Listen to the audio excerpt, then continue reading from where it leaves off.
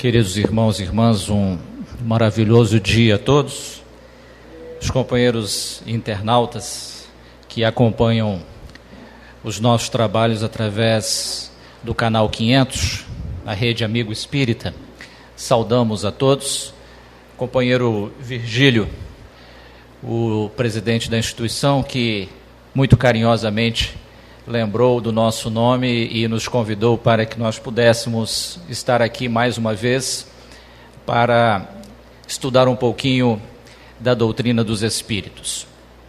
A Deus, nosso Pai, nós rendemos homenagem nessa manhã de domingo, pela oportunidade que todos nós estamos tendo de mais uma vez estarmos realizando as nossas tarefas aqui no mundo material. A proteção na nossa viagem da cidade de Linhares até aqui, nós só temos a agradecer à divindade por essa proteção e esse apoio. E o tema que nós escolhemos para abordar no dia de hoje é relativo aos exilados da capela, mito ou realidade. É muito comum nós ouvirmos comentários a respeito dos exilados da capela. O pessoal fala errado, não é exilados de capela, é exilados da capela, porque capela é uma estrela. Na verdade, nós vamos ver que são 4 estrelas, mas adiante vamos analisar isso. E as pessoas comentam em conversas, em palestras, os exilados, os capelinos formaram as raças tais e influenciaram na história da humanidade. Então são vários os comentários e a maioria dessas anotações, dessas análises, dessas conversas se dá baseado na informação oferecida pelo Espírito Emmanuel, através da mediunidade do médium Chico Xavier, que no ano de 1938 lançou um livro chamado A Caminho da Luz. Nesta obra, A Caminho da Luz, que nós inclusive trouxemos um slide com um trecho desse livro, ele faz uma análise acerca da vinda de espíritos dessa constelação, e esses espíritos teriam aportado aqui no planeta Terra, dando origem a 4 grandes raças. Porém, companheiros, essa palestra é uma palestra que nós temos que ter muito cuidado, porque nós vamos ter que criar uma objeção em relação a uma informação prestada pelo Espírito Emmanuel. E eu sei que, ao falar isso, muitas pessoas poderão não gostar, porque existe ainda no movimento espírita, no meio espírita, uma certa dificuldade em se fazer aquilo que Kardec já nos orientava à época da codificação, que é rejeitar 99 verdades do que aceitar uma única mentira. Então as pessoas têm dificuldade em relação a isso, ainda mais contestar uma informação de uma entidade, uma veneranda entidade, que é responsável pela maioria dos livros psicografados pelo Chico Xavier, os mais de 400 livros que ele psicografou, a maioria foram ditados pelo Espírito Emmanuel. Então, eu sei que isso poderá causar um certo mal-estar. Tem muitas pessoas que são fãs do Emmanuel de carteirinha. Eu também sou. Mas só que existe uma informação que, para os dias atuais, essa informação que ele nos ofereceu, ela entra em contradição com a ciência. E ora, lá em A Gênese de Kardec, ele deixou bem claro que a doutrina espírita caminharia lado a lado com a ciência. Se a ciência nos provar que nós estamos errados em algum ponto, nós abandonamos aquele ponto e ficamos com a conclusão da ciência. Por que isso? É uma recomendação muito certa, muito segura, porque aí nós não corremos o risco de ficar acreditando em uma coisa que a ciência já está dizendo que não existe, com provas que aquilo não é verdade, mas nós vamos ficar acreditando só porque alguém falou. Nós não corremos esse risco na doutrina espírita, porque nós sempre vamos ficar com as informações que a ciência nos oferecer, baseado em evidências científicas. Então, se algum espírito der alguma informação e essa informação contradizer os postulados científicos, no momento, agora, nesse instante, nós temos que ficar com as conclusões da ciência, para nós não cairmos no ridículo. Então, essa palestra, ela tem o objetivo de nos instruir a respeito dessa questão dos capelinos. Existiu ou não existiu? Ocorreu essa migração desses espíritos aqui para a Terra? Eles vieram de onde? Eles realmente constituíram essas 4 raças? E conciliar a informação que o Emmanuel nos ofereceu com outras informações históricas para que nós possamos entrar num acordo em relação ao que ele disse. Então, esse primeiro slide, ele nos mostra aí uma foto, está um pouco claro, né? Da constelação de Cocheiro, também chamado de Capela, Auriga, Cabra. Tem vários nomes. É um grupo de estrelas, né, que são sóis, na verdade.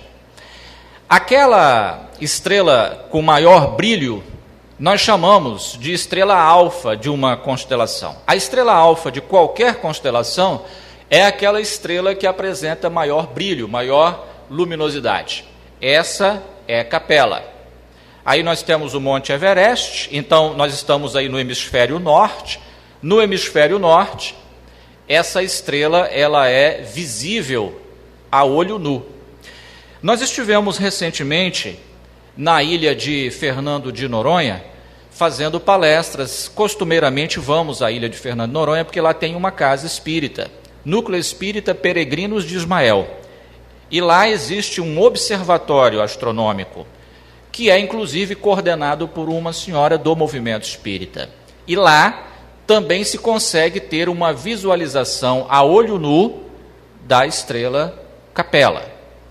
Eles conseguem fazer essa observação lá na ilha de Fernando de Noronha. Bom, quando se fala dessa questão da possibilidade de migração de espíritos de outros mundos, há de se considerar um dos postulados da doutrina espírita, que é em relação à pluralidade dos mundos habitados. Talvez para aquela pessoa que esteja vindo pela primeira vez à casa espírita, possa achar um pouco estranho essa questão de nós falarmos de espíritos que saíram de um mundo, vieram para outro mundo, ou desse mundo foram para outro, porque muitas pessoas acreditam que só há vida neste mundo, só aqui na Terra. Nós, os espiritistas, acreditamos que todas as casas, todas as moradas da casa do Pai são habitadas. Todos os mundos que gravitam no universo são habitados, dentro das suas condições. Então, achar que somente o planeta Terra tem vida inteligente é emitir um atestado de burrice em relação ao nosso Criador. Afinal de contas, para que ele teria criado uma quantidade infinita de planetas, de mundos, e colocar a vida somente aqui na Terra? Que, por sinal, não é lá grandes coisas. Nós não somos pessoas tão especiais, seres tão especiais, merecedores de ter somente ou a exclusividade de ter o universo para a nossa contemplação. Então, só para que nós tenhamos uma ideia, nós, estamos entre 7 bilhões de pessoas aqui no planeta Terra. Essa marca já modificou. Em um planeta, entre 8 planetas do nosso sistema solar. Eram 9, mas o Plutão foi rebaixado, ele não é mais considerado um planeta pelos astrônomos. Nós estamos entre 100 bilhões de sistemas planetários. Então, o nosso sistema solar, com os 8 planetas, nosso Sol, o nosso satélite, os satélites dos outros planetas, nós estamos entre 100 bilhões de sistemas planetários. Em uma galáxia, entre 100 bilhões de galáxias. Afinal de contas, quem somos nós? Quem é você? um grãozinho, né? Um grãozinho de poeira cósmica perdido nesse espaço infinito. Então, considerar a possibilidade de somente o planeta Terra ter vida é realmente dizer que a divindade não possui a inteligência suprema. É emitir um atestado realmente de burrice, porque se nós olharmos, por exemplo, um bairro com, vamos colocar, 1000 casas, o indivíduo construiu 1000 casas, e colocar família para morar somente uma casa, no mínimo esse indivíduo ele possui alguma disfunção mental. Para que ele construiu 1000 casas e colocou família somente em uma casa? Não faz sentido, não tem lógica. As outras casas para quê? Para nada, absolutamente nada? Sendo que tudo no universo tem uma utilidade providencial. Então, para nós espíritas, a vida existe em todos os confins do universo, em todos os sistemas. Na pergunta 55 do Livro dos Espíritos, que foi editada em 18 de abril de 1857, essa edição tinha 501 perguntas, né? Depois, a 20 de março de 1860, Kardec ampliou para 1019 perguntas, e na 55 ele faz a seguinte pergunta: são habitados todos os globos que se movem no espaço? E os espíritos responderam: sim, são todos habitados, então. E o homem terreno está longe de ser, como supõe, o primeiro em inteligência, em bondade e em perfeição. Entretanto, consideram os espíritos, há homens que se têm por espíritos muito fortes e que imaginam pertencer a este pequenino globo o privilégio de conter seres racionais. Orgulho e vaidade. Julgam que só para eles criou Deus o universo. Então, o orgulho e a vaidade faz isso com as pessoas.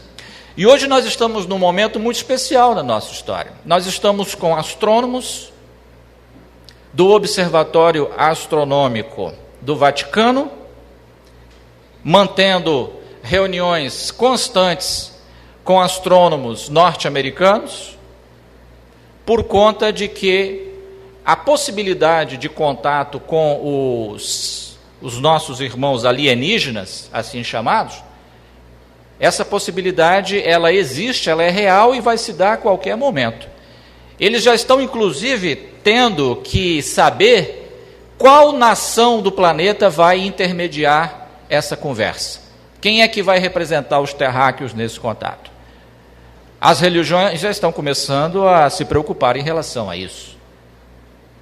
Porque como é que vai ficar, então, o mecanismo salvacionista? Como é que vai ficar a questão do salvador desses seres? É Jesus, não é Jesus? Quem é, quem foi?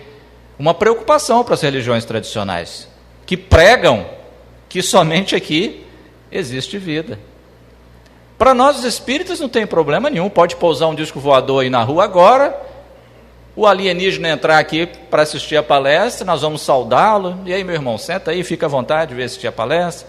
Vai ter passe depois, uma confraternizaçãozinha. Para nós, sem problema, porque nós sabemos que nós temos irmãos espalhados aí pelo universo afora. Agora, para as religiões tradicionais é preocupante, é muito preocupante. Para nós não há nenhum problema quanto a isso. Então vamos lá. Em A Caminho da Luz, o livro que nós citamos, psicografado pelo Chico, ditado pelo Emmanuel em 1938, ele diz o seguinte: há muitos milênios, um dos orbes da capela, que guarda muitas afinidades com o globo terrestre, atingira a culminância de um dos seus extraordinários ciclos evolutivos. Então, o que ele está dizendo? Que Capela, que é uma estrela, um orbe quer dizer um planeta pertencente a essa estrela, assim como nós temos esses 8 planetas que estão gravitando em torno do Sol. Esse orbe, segundo ele, esse planeta, tinha muita semelhança com a Terra. Então, um planeta com características físicas semelhantes ao planeta Terra. E esse planeta, há muitos milênios, estava passando por um ponto máximo do seu processo evolutivo. Tudo bem? É o que está na fala do Emmanuel. Continuando.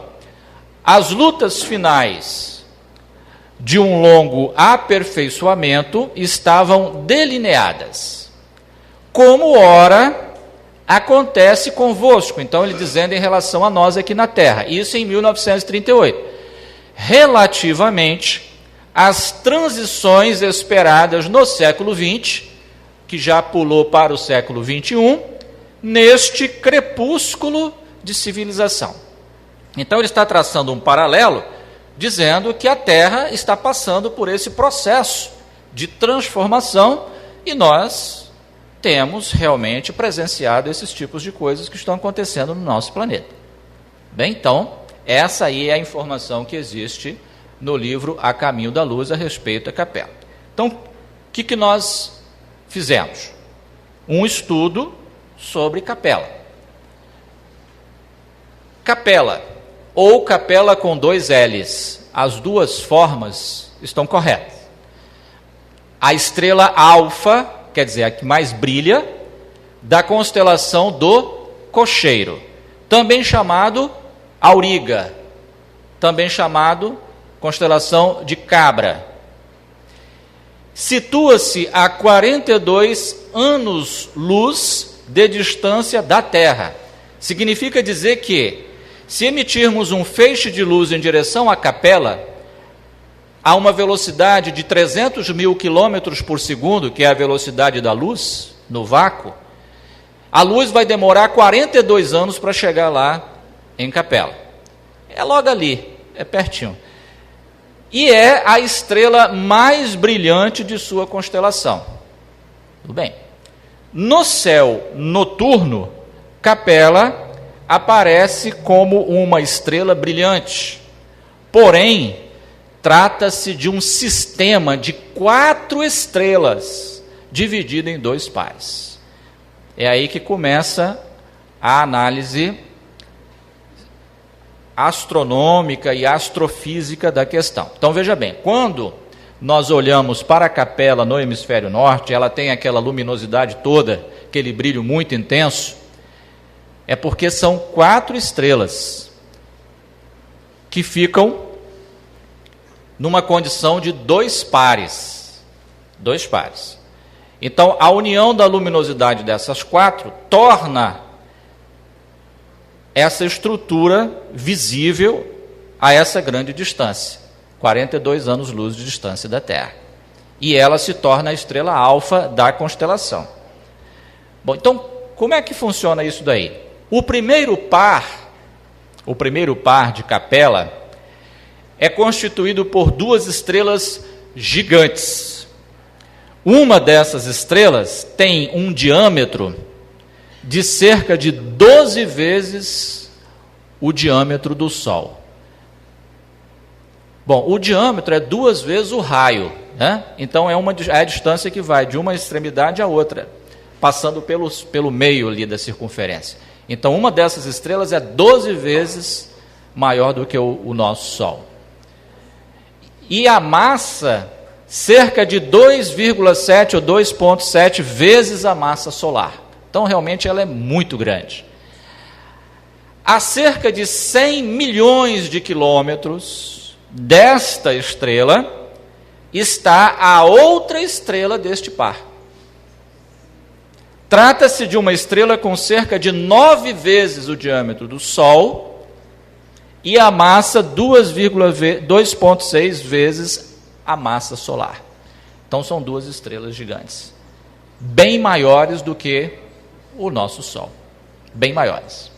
Bom, a cerca de 10 mil UA, UA é uma sigla, significa unidade astronômica. Isso é muito usado na astronomia, na astrofísica. 1 UA equivale a 150 milhões de quilômetros. É a distância da Terra até o Sol, 150 milhões de quilômetros. Então, na astrofísica e na física, na astronomia, para não ficar escrevendo um monte de zero, coloca o A, que aí já sabe que é aquele valor vezes 150 milhões. Okay? Então, há cerca de 10 mil UA, ou seja, 10 mil vezes 150 milhões, do primeiro par daquelas gigantes, está o segundo par de estrelas de Capela. Estas duas estrelas são anãs vermelhas, de fraca luminosidade. Estrelas pequenas, bem pequenas, pouca luminosidade. Então, um primeiro par com duas estrelas gigantes. Tá? A 10 mil UA, 10 mil unidades astronômicas, 10 mil vezes 150 milhões de quilômetros, está outro par, com estrelas anãs, vermelhas, de pequena luminosidade. Esse conjunto de 4 estrelas é Capela. É Capela. Eu tenho certeza que muita gente não sabia disso, como eu também não sabia. E vivia falando de Capela para lá e para cá, para lá e para cá. É a falta que faz na doutrina espírita de fazermos as pesquisas. E aí as pessoas vão acreditando nas coisas, sem fazer análise. Isso acontece muito. Vamos lá. Está dando para acompanhar aí, pessoal? Essa é uma foto tirada pelo telescópio Hubble, aquele que foi lançado pela NASA, para não voltar mais para a Terra. Ele continua caminhando pelo espaço, e até onde os nossos equipamentos conseguirem captar os sinais emitidos pelo Hubble, nós vamos tendo imagens do universo. O dia que não tiver mais condições, nós vamos perder o contato com ele e acabou. Até então nós estamos recebendo. Ele tirou foto dos 2 pares, as estrelas de Capela. Então não é uma estrela, são 4. 4, dividida em 2 pares. Aí é que está a grande dificuldade, pessoal. O seguinte, um sistema com 4 sóis, segundo a astrofísica, os conhecimentos que nós temos hoje, eu vou frisar sempre isso aqui com os senhores, hoje, porque pode ser que amanhã apareça uma novidade, aí os senhores vão falar assim, ele falou aquilo, mas aí agora, então eu estou dizendo hoje, para os conhecimentos científicos de hoje, não tem como existir um planeta em Capela. Um planeta com constituição física. Se alguém disser, pode ter lá um planeta numa condição, numa dimensão diferente, pode, porque aí ele não vai estar sofrendo os efeitos da lei da gravitação universal. Agora, se tiver massa, aí complica. Por quê? Porque ele vai estar sujeito aos efeitos da lei de gravitação universal. E um conjunto com 4 estrelas, um sistema binário desse daí, a presença de uma estrutura física, ou seja, um planeta semelhante ao nosso, segundo a ciência atual, é improvável. Impossível seria o termo mais correto, na condição que nós conseguimos perceber hoje. Porque a lei da gravitação universal não permitiria a manutenção, a sustentação desse mundo.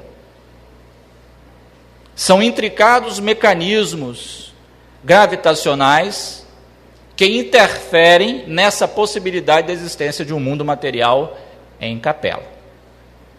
Então, nós trouxemos agora um pouquinho sobre mito, para entender o que pode ter acontecido nessa fala do Emmanuel. Mitos são narrativas utilizadas pelos povos antigos para explicar fatos da realidade e fenômenos da natureza que não eram compreendidos por eles. Os mitos se utilizam de muita simbologia, personagens sobrenaturais, deuses e heróis. Então aí eu trouxe aí 2 mitos. Qual é o nome daquele lá que está segurando o planeta Terra? Também. Outro nome, Atlas, né? Que é o mais conhecido como Atlas. No panteão dos deuses gregos e romanos, às vezes um único deus tem outros nomes, mais de um nome, melhor dizendo. É o Atlas, Apolo. Os gregos ficavam imaginando como é que a Terra fica suspensa no espaço. Então eles imaginaram, não, tem alguma coisa aí segurando. Aí criaram o mito, um deus, o Atlas, segurando a Terra. A força dos mitos era tão intensa que, por exemplo, se tiver alguém aqui da área da saúde, que estudou a parte de anatomia, mais precisamente da coluna vertebral, sabe que na coluna cervical nós temos uma vértebra, a primeira vértebra cervical, que tem o nome desse deus, Atlas. Numa analogia de a estrutura craniana ficar apoiada sobre ela. É a primeira vértebra da cervical. E do lado ali, quem é aquele outro deus? Netuno também tem outro nome. Poseidon. Porque eles viam os maremotos, os grandes animais marinhos, tsunamis. Ficava imaginando, alguma coisa controla isso, alguém governa isso. Aí criaram o mito do Poseidon, do Netuno. Então o mito é um recurso que eles utilizavam para se explicar alguma coisa que eles não entendiam, que eles não compreendiam. Bom, na mitologia grega, esta constelação, Auriga, cocheiro, cabra, capela, representava Melissa e Amalteia, filhas do rei de Creta, que teriam amamentado o pequeno Zeus. Quem era o Zeus na mitologia grega? O senhor de todos os outros deuses, né? O senhor de todos os deuses. Com leite de cabra. Olha que interessante. Por isso que ela é também chamada de cabra, a constelação. É por isso que as cartografias celestes medievais representam Auriga como um jovem com uma cabritinha nos ombros e duas crianças em seu braço esquerdo. É isso. Então, os gregos criaram um mito em torno da constelação de cocheiro, de Auriga, de capela, de cabra. A força do mito. Numa tentativa de se tentar explicar a existência dessa constelação. Aí nós caímos na seguinte questão. A estrela Capela, escrita também com 2 L's, tem um nome, ou melhor, um código astronômico. É HD 33463. Se vocês entrarem em qualquer site de astronomia, de astrofísica e digitar HD 33463, vai trazer Capela. Aí vai trazer a magnitude, angulação, tudo que vocês quiserem saber. Até o momento, não foi detectada a presença de planetas nesse sistema. Tudo bem? Eu botei até o momento. Para não dizer depois, amanhã descobre um planeta lá e o pessoal vai cair em cima de mim, porque eu tenho uns vídeos aí na internet que o pessoal aqui grava. Eu tenho aquele das contradições bíblicas, que eles só não me chamaram de santo lá, porque não deu espaço nos comentários, que fizeram tudo. Então vão dizer depois, né, que eu falei, eu estou dizendo até o momento, não tem, por causa da questão de ser um sistema com 4 sóis, e isso é complexo para se manter um mundo material lá. Alguém pode dizer, novamente, pode ter um mundo em dimensão diferente? Pode, mas o Emmanuel disse um mundo semelhante à Terra, com as mesmas características da Terra, então ele disse um mundo material. Agora, olha só, a estrela HD 49674 foi descoberto um planeta, um exoplaneta. O que é um exoplaneta? Qualquer planeta fora do nosso sistema solar é chamado de exoplaneta, quer dizer, um planeta fora do nosso sistema solar.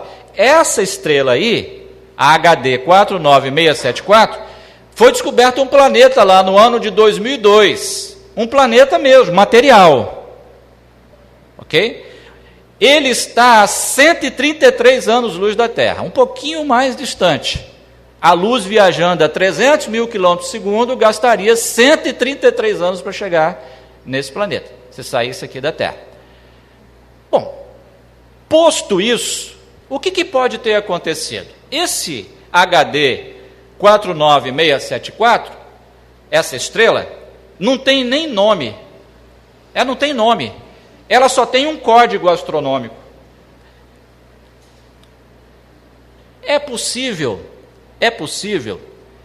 que o Emmanuel, nessa psicografia, tenha se utilizado de Capela por uma questão do conhecimento que se tem desde a antiguidade de Capela.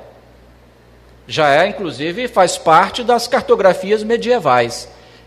Ele não tinha como dizer, talvez, esse outro aí, HD 49674, que sequer tinha nome. Até hoje não tem um nome, só tem um código astronômico. Então é bem provável, isso é uma dedução minha, tá, pessoal? Minha, eu que estou falando isso. Tá? É bem provável, como ele está, segundo consta, reencarnado, né? Aqui no Brasil, segundo informações, eu não gosto de especular essas coisas, mas segundo informações ele está reencarnado aí no interior de São Paulo, me parece. Ele não teria condição de vir aqui numa sessão mediúnica e corroborar o que nós estamos falando ou contradizer o que nós estamos falando, mas a princípio, analisando, eu particularmente, a essa conclusão. Pode ser que esses exilados tenham vindo desse mundo, dessa outra estrela, que também faz parte da constelação de Cocheiro, mas não tinha nome, e ele tenha se utilizado do nome Capela, pelo fato de Capela ser conhecida, desde a época medieval, desde os gregos, e aí ele utilizou ela como referência, porque ele não tinha como dizer essa outra estrela aí, porque sequer tem nome. Então pode ser que ele tenha lançado mão desse artifício, desse recurso. Agora, em Capela, naquele sistema de 4 estrelas, até o momento não foi detectado nenhum planeta material lá, que guarde semelhança com a Terra. Tudo bem até aí, pessoal? Deu para entender? Ok? Então há essa possibilidade dele ter lançado mão desse recurso, do mito de Capela, e usou como referência a estrela capelina, Capela, sendo que, na verdade, esses indivíduos, esses espíritos, teriam vindo de um outro mundo, tipo esse aí, que foi descoberto em 2002, em uma outra estrela, na mesma constelação, a constelação de Cocheiro. Se isso aconteceu, eles então teriam aportado aqui na Terra, presumidamente, há cerca de 10 mil anos atrás, no período neolítico, o período em que nós estávamos aí dominando os metais, também chamado, né, de período metal, o bronze, o ferro, nós estávamos já com um certo domínio. Então eles teriam vindo à Terra com uma tarefa específica, porque o que teria acontecido lá? Como eles estavam num processo de evolução, uma quantidade de espíritos que não acompanhou a evolução moral nesse ciclo evolutivo, tiveram que ser deslocados de lá, porque eles estavam atrapalhando o desenvolvimento deste mundo. Eram inteligentes, tudo bem, muito inteligentes, só que sem moral nenhuma. E foram convidados a vir para a Terra, num período ainda inicial do nosso processo evolutivo, contribuir com as suas informações intelectuais e no trabalho a ser desenvolvido aqui, caso conseguissem angariar os tesouros morais, eles poderiam então retornar à sua pátria de origem. Esse processo migratório no universo é mais comum do que nós imaginamos. Esse processo de migração acontece dentro do nosso planeta. Nós estamos hoje presenciando isso. O que está acontecendo lá na Síria? Não é um processo migratório que está acontecendo? Por força de uma guerra, nós estamos aí com milhares e milhares de indivíduos fugindo daquela região, tentando entrar em outros países. Isso é um processo migratório. E a presença deles nos outros países vai interferir a cultura desse país, vai interferir no aspecto religioso, nas questões sociais, com o passar do tempo. Essas regiões que os estão recebendo, sofrerão modificações com o passar do tempo, devido à influência deles. Então, esse processo de migração, de saída, de grupo, de deslocamento, é uma constante, e no universo isso ocorre. Então, aportaram aqui. Agora, lógico, pessoal, nós temos que entender que existe um tempo para isso acontecer, né? Os espíritos não chegam e reencarnam assim em massa, né? Saem reencarnando. Não é assim, né? Afinal de contas, tem um processo para que isso aconteça, né? Existe o período para que isso ocorra. Tem o período gestacional, o nascimento. Então, demora esse mecanismo ocorrer. As pessoas às vezes conversam desde lá de capela, parece assim que veio aquele bando de espíritos, assim, né? E aí chegou numa vez só, numa única remessa. Não é assim. A coisa acontece obedecendo os padrões das leis da natureza. Então, essas regiões aí seriam as regiões às quais eles teriam aportado com mais intensidade. Aquela região do rio Volga, ali na Eurásia, né, que é parte da Europa com a Ásia, os arianos, a civilização do Vale do Danúbio e ali a civilização do Vale do Rio Hindu. E aí nós temos o seguinte: uma das raças, segundo Emmanuel, teria sido a raça ariana, que seria um povo também chamado de indo-europeu, provavelmente originário da Ásia Central. Por volta de 1800 a.C., começaram a migrar para o sul e para o oeste. Assim chegaram à Europa e a territórios que hoje são parte do Afeganistão, do norte da Índia e do Irã. Aliás, o nome, né, Irã, vem de terra dos arianos. Isso no idioma persa, né, no persa mais antigo. Uma outra raça seria a indiana, que por volta de 1500 a.C., os arianos, povo de origem indo-europeia, conforme dissemos, invadiram o vale do rio Hindu e conseguiram subjugar os marajás, os príncipes indianos. A mistura dos drávidas, né, que eram os antigos habitantes da Índia, com os arianos, deu origem à civilização indiana que nós temos hoje. Antes da formação da sociedade indo-ariana, as populações arcaicas da Índia se aglomeraram nas cidades de Harappa e Mohenjo-Dano. Ao longo de sua história, a Índia caracterizou-se pela variedade de religiões praticadas em seu território. Quem vai lá na Índia fica assim, né, surpreso com os diversos deuses, né, os diversos cultos que eles mantêm como uma tradição realmente que se perpetuou. O povo hebreu, o israelita, que é o atual judeu, que teria se originado aqui na região de Ur, nesse mapa de baixo aqui, na Caldeia, na região da Mesopotâmia. Essa região entre os rios Tigre e Eufrates, muito citado nos textos bíblicos, né? Cidadezinha de Ur, onde o Espírito apareceu para pai Abraão, disse para pai Abraão que ele deveria seguir, que ele o orientaria em direção a Canaã, a terra prometida. Aí ele pega Ló, seu sobrinho, a sua esposa Sarai, na época chamava Sarai, depois que ela muda o nome para Sara, o pai dele, vão até Terá. Lá em Terá o pai dele desencarna e eles prosseguem a viagem. Então o Abraão é considerado patriarca do povo hebreu. Teria se originado nessa região aí, na Mesopotâmia. Os hebreus deixaram relatos dessas reminiscências, dessas lembranças, da saída deles de um mundo melhor e aportar aqui num mundo ainda inferior. No livro de Isaías, por exemplo, capítulo 14, versículo 12, nós encontramos assim: como caíste desde o céu, ó Lúcifer, filho da alva, como foste cortado por terra, tu que debilitavas as nações. Temos aí uma metáfora. O Lúcifer, ser da luz, ser iluminado, filho da alva, filho da luz, quer dizer, um espírito avançado, que estava perturbando as nações, quer dizer, estava atrapalhando o desenvolvimento lá. Ele tinha muito avanço intelectual, teve que vir para a terra, então caiu aqui na terra. É aquela sensação do paraíso perdido que os textos bíblicos nos apresentam. A sensação da perda de um lugar tão bom e ter que vir habitar aqui um planeta ainda inferior. Temos outra anotação em Gênesis 6, 1, 4.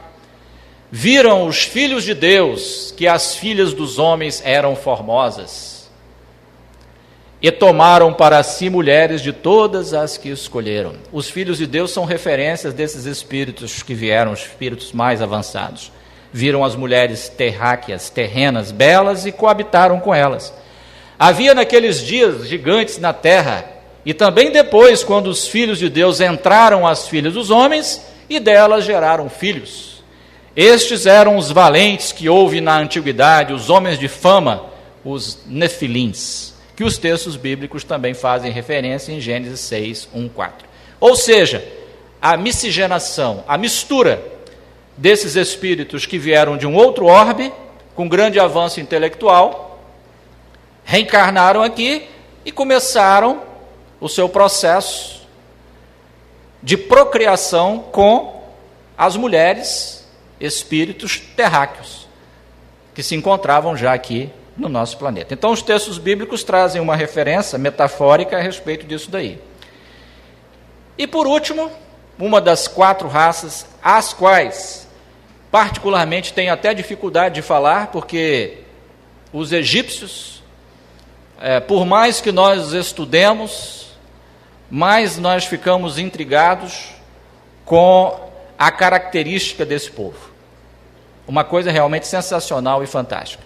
Particularmente fico muito triste quando vejo esses filmes e agora novelas, que colocam os egípcios na condição de opressores, de povo mau. Os hebreus têm essa mania, registrar os egípcios como... E a verdade, a história não é nada disso. Nada disso. Os egípcios, eles surgiram nessa região aí nós temos o rio Nilo. A parte superior do mapa ali é o Baixo Egito e a parte inferior é o Alto Egito. Uma estrutura invejável de sociedade, de conhecimento no campo da astronomia, da matemática, da física. Até hoje, os pesquisadores ficam alucinados, intrigados, quando se estudam as pirâmides. Kelps, Khafre e Miquerinos, e as pirâmides escalonadas ali embaixo, as menores. Para termos uma ideia, essas pirâmides estão alinhadas com Órion e Andrômeda, 2 constelações perfeitamente alinhadas. Ninguém daqui do planeta Terra teria condição de fazer isso. Somente espíritos com essa capacidade, vindo de outra região do espaço. Isso intriga até hoje os pesquisadores. E outras características mais que elas apresentam, as pirâmides. A sociedade egípcia é um exemplo de organização. Sistema de coleta de lixo, perfeito para a época. Recolhimento de resíduos. Sistemas de irrigação, esgoto. Aí, as pessoas vêm com essa história hoje em dia de que eles escravizavam, os hebreus. Na Bíblia tem essa história lá. Os egípcios nunca foram atrás dos hebreus para torná-los escravos. Os hebreus que procuraram o Egito 2 vezes por causa da fome. Eles eram nômades. Caminhavam pelo deserto, nômades. Chegavam no lugar, tinha alimento, comida, eles usavam. Acabava, eles não plantavam nem um pé de cebolinha. Bom, eu não sei nem se tinha cebolinha naquela época, mas um exemplo, nada. Aí veio uma seca terrível. A segunda, inclusive, foi José que garantiu o suprimento para eles, porque José foi vendido como escravo para uma caravana de ismaelitas pelos seus irmãos, e foi vendido como escravo no Egito. José se tornou um Adon, um chanceler no Egito. Tem detalhes sobre isso no livro Chanceler de Ferro, ditado pelo espírito do conde J.W. Rochester, psicografado pela médium Vera Kriajinovskaya. É uma obra fantástica. E ele interpretava os sonhos do faraó. E aí interpretou aquele famoso sonho das 7 vacas gordas e 7 vacas magras. Todos já ouviram falar disso. Como sendo 7 anos de fartura e depois 7 anos de escassez. O faraó comprou a ideia, mandou guardar alimentos. Não deu outra. Quem é que bateu lá nas portas do Egito atrás de comida? Os hebreus, hein? Os hebreus. Os hebreus.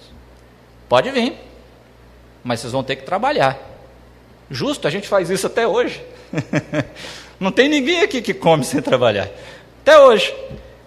Aí entraram nessa sociedade organizada, estruturada, templos fantásticos, conhecimentos fantásticos. Ficaram mais de 400 anos. Isso é escravidão? Eles poderiam sair a hora que eles quisessem. Mas quem queria sair disso para ir para o deserto? Moisés suou a camisa, se é que ele usava a camisa, para tirar o povo hebreu de lá. No Êxodo está cheio de passagens. Eu escrevi um novo livro agora que vai ser lançado, sobre estudando contradições bíblicas. Os hebreus brigavam com ele no deserto, que tinham tirado eles do Egito, onde eles tinham tudo do bom e do melhor, e estavam passando fome agora no deserto. Por quê? Porque ele queria ser o líder do povo, mas lá dentro quem era o líder? O faraó. Ele não, ele queria ser o líder. Aí queria tirar o povo de lá. Eles saíram a duras penas de lá. Essa história de praga, isso é a maior mentira que existe. Isso é um mito que montaram em cima disso daí. Aí coloca os hebreus lá como sofredores, coitadinhos. Nada disso. Podia sair a hora que quisesse. Mais de 600 mil homens. Poderia ter saído a hora que quisesse. Eles não eram. Não tinha cerca ali, não tinha muro, não tinha nada. Era só o deserto em volta. Mas ninguém queria deixar essas condições para ir para o deserto. Aí ficam colocando essa história aí hoje aí. Os egípcios como algozes, né? E na verdade eles que ofereceram toda essa estrutura para que eles pudessem ali permanecer. O Moisés, como se diz no ditado popular, cuspiu no prato que comeu, porque ele foi criado na intimidade dos templos egípcios, ele foi tratado como um cidadão egípcio. Agora, ninguém fala nos púlpitos ou na novela e nos filmes que o faraó Mernefta foi em busca dos hebreus, não para trazê-los de volta, não. Sabe o que eles foram atrás? Das riquezas que eles roubaram dos egípcios. Porque a Bíblia diz assim, que eles pediram a Deus a permissão para levar emprestado os bens dos egípcios. Está lá na Bíblia. Ninguém fala. Vocês vão nos templos aí, nos outros cultos, ninguém fala essa história. Eles pilharam o Egito, eles roubaram, porque pegar emprestado uma coisa que não tem intenção de devolver, isso se chama roubo, ou furto, o nome que se queira dar. Até o bezerro de ouro do templo de Apis eles levaram. Aquele bezerro de ouro que quando Moisés desceu com a tábua da lei, vieram falar que os irmãos dele estavam adorando o bezerro de ouro. Ele ficou bravo, mandou matar todo mundo e pegou e quebrou as tábuas da lei. Era o bezerro de ouro que eles roubaram do Egito. A Bíblia diz que Arão, o irmão dele, foi pegando os anéis e as pulseiras, foi derretendo e fazendo o bezerro de ouro. Pelo amor de Deus, né? Da onde esses anéis e pulseiras? Também roubaram dos egípcios, porque eles não tinham. Mas essa história ninguém conta. Porque fica feio, né, falar. Aí quando a gente fala na doutrina espírita, o pessoal fala que nós somos contra a Bíblia. Não, vocês estão atacando a Bíblia. Não é atacando, é mostrando as coisas como elas realmente são, como a história conta. Então esse aí teria sido o quarto povo, que segundo a espiritualidade, não tem mais nenhum aqui na terra mais. Os egípcios deram conta da tarefa deles. Voltaram todos para o mundo de origem. Quem vai no Egito hoje, não tem nada a ver os egípcios de hoje com os egípcios daquela época. Eles viram as costas para as pirâmides. As pirâmides, para eles, têm apenas um efeito de se arrecadar dinheiro com o turismo. Porque é turista do mundo inteiro lá visitando as pirâmides. Só isso. Agora, os egípcios dessa época já voltaram para o mundo de origem. Bem, companheiros, chegamos ao fim. Essa era a nossa análise a respeito desse assunto, numa tentativa de se conciliar essas informações apresentadas pela ciência atual com as informações do A Caminho da Luz, que foi lançado em 1938. Lembrando que nós fazemos isso com a intenção de preservar esses conceitos espíritas. Porque se hoje um de nós chegar para um astrônomo, um astrofísico, e falar assim, a gente estuda na doutrina espírita que vieram vários espíritos lá de um mundo, lá de Capela, ele vai rir da cara da gente. E com razão. Com razão. Porque, conforme dissemos, até o momento não há provas de que exista um mundo material ali gravitando em torno daquele sistema de 4 estrelas. Por esse motivo, nós então tomamos o cuidado de fazer esse alerta em relação a essas informações. Agradeço muito a atenção dos senhores, agradeço a atenção dos internautas e que Deus possa abençoar poderosamente a nossa vida. Que assim seja.